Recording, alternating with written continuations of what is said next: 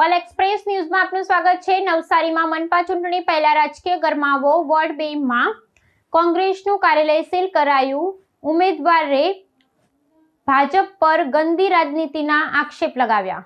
નવસારી મહાનગરપાલિકાની આગામી ચૂંટણી પહેલા નવસારીના સ્થાનિક રાજકારણમાં ભારે ગરમાવો જોવા મળી રહ્યો છે। જલાલપુરના વોર્ડ નંબર 2 માં આવેલા કોંગ્રેસના ચૂંટણી કાર્યાલયને પૂર્વ મંજૂરી વિના શરૂ કરાયું હોવાનું ગણાવી મહાનગરપાલિકાના દબાણ વિભાગ દ્વારા સીલ મારી દેવામાં આવી છે। આ કાર્યવાહી બાદ કોંગ્રેસના ઉમેદવાર અને કાર્યકરોમાં ભારે રોષ જોવા મળી રહ્યો છે। મામલતદારના આદેશથી કાર્યવાહી માહિતી મુજબ વોર્ડ નંબર 2 ના ગૌરીશંકર મોહલ્લામાં રામદેવપીર મંદિર પાસે કોંગ્રેસનું કાર્યાલય કાર્યરત હતું।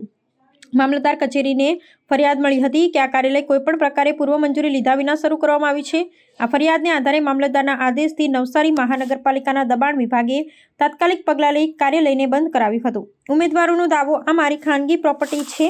કોંગ્રેસના ઉમેદવાર વિપુલ સી.બી. મકવાણા પોતાનો રોષ ઠાલવતા જોવા મળી છે। દિવ્ય ભાસ્કર સાથેની વાતચીતમાં તેમણે સ્પષ્ટતા કરી હતી કે આ જગ્યા કોઈ સામાન્ય કાર્યાલય નથી, પરંતુ તેમની પોતાની ખાનગી માલિકીની પ્રોપર્ટી દુકાન છે। તેમણે કહ્યું કે પોતાની જ પ્રોપર્ટીમાં બેસવા માટે કોઈની પરવાનગી લેવાની જરૂર રહેતી નથી। બહારના ખુલ્લા સ્થળ માટે પરવાનગી લેવાની પ્રક્રિયા મામલતદાર કચેરીમાં ચાલી જ રહી છે, પરંતુ તે પહેલા જ આ કાર્યવાહી કરી દેવામાં આવી છે। આક્ષેપ કાર્યાલય બંધ કરાવવાની આ કાર્યવાહીને ઉમેદવાર ભાજપનું રાજકીય કાવતરું ગણાવી છે। વિપુલ મકવાણાએ સીધો આક્ષેપ કર્યો કે ભાજપ સત્તાનો દુરુપયોગ કરી રહ્યું છે। તેમણે સવાલ ઉઠાવ્યો કે ભાજપના કાર્યકરો ગમે ત્યાં મંડપ બાંધી દે છે અને પ્રચાર કરે છે, ત્યારે તેમને કોઈ રોકી શકતું નથી, પરંતુ કોંગ્રેસને ચૂંટણી પ્રચાર કરવા રોકવા અને હેરાન કરવા માટે જાણી જોઈ અને ગંદી રાજનીતિ કરવામાં આવી રહી છે। સ્થાનિક રાજકારણમાં ચર્ચાનો વિષય નોંધનીય છે કે નવસારી પાલિકાની કુલ 52 બેઠકોમાંથી 2 બેઠકો પર ભાજપ પહેલેથી જ બિનહરીફ વિજેતા જાહેર થઈ ચૂક્યું છે।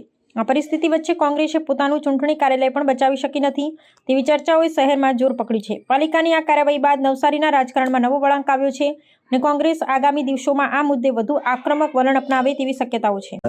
આજે સરકારી તંત્રને એવી તાનાશાહી બતાવવામાં આવી છે અમારા વિરુદ્ધ કે આ લોકો કોંગ્રેસનો જે પ્રસાર કરે છે એ તદ્દન ખોટો બતાવે છે અને કાર્યાલય નથી, અમારી પર્સનલ ઓફિસ છે। આવતીકાલે મારું કાર્યાલયનું ઉદ્ઘાટન કરવાનું છે। હજી તો આજે શરૂઆત કરી હતી, ત્યાં જ એમને ખબર પડી ગઈ અમારા પ્રસાર વિરુદ્ધ અમારા બેનર જે મેં કામ કર્યા છે એ લોકો વિશે મેં ખાલી બેનર લગાવેલું, એ લોકોએ ઉતાર્યું, મારા ફ્લેગ ઉતાર્યા। હું એસસી સેલો ડિપાર્ટમેન્ટનો પ્રમુખ છું, મારા ઓફિસમાં હું કોઈ પણ લગાવી શકું। અને મને એવું લાગે છે પ્રશાસનને એ બીક છે કે કાલે 2 દિવસ પહેલાં મેં વાંધા અરજી આપી હતી કૃતિકા પાટીલ વિશે, જેનું સરકારી દેવું 33,91,665 રૂપિયા બાકી છે। એના વિરુદ્ધમાં મેં વાંધા અરજી આપી હતી ભાજપ વિરુદ્ધ। એનાથી મને ટાર્ગેટ બનાવી અને મારે કાર્યાલય નથી પણ મારે પોતાનું પ્રાઇવેટ ઓફિસમાં એ લોકોએ ઓફિસમાં જે કહું ને તમને કે ખોટી રીતે પરવાનગી નહીં લીધી એમ મારે પાસે ઓલરેડી કાચી નોંધ પણ છે અને આવતીકાલે પરમિશન લેવા પણ જવાનો હતો, તો પણ ભાજપની તાનાશાહી એટલી બધી ગઈ છે કે અમને ડરાવે છે, ધમકાવે છે, કાર્યાલય બંધ કરાવે છે। પહેલાં ફોર્મ બાબતે થયું હતું, આજે કાર્યાલય બંધ કરવા માટે અમે લોકો ડરવાના નથી, અમે જનતાની હારે છીએ, જનતા માટે કામ કરવાના છીએ, લડવાના છીએ, અમે એક થઈને લડવાના છીએ। કોઈથી અમે ડરીને કંઈ બેસી નથી રહેવાના, કામ કરશું, લડીશું ને જીતીશું।